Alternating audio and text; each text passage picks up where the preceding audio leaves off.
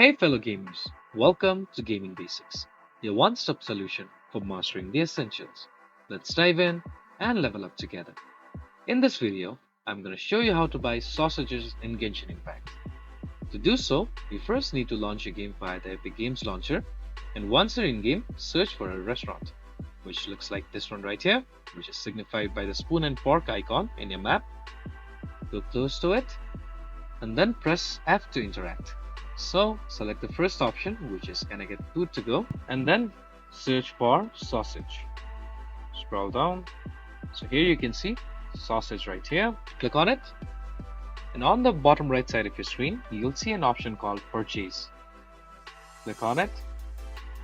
So as you can see, this item is going to cost 755 mora to buy.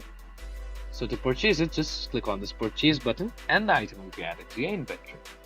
If you found this video helpful, please give us a thumbs up. And if you have any questions for us, please feel free to mention us in the comment section down below.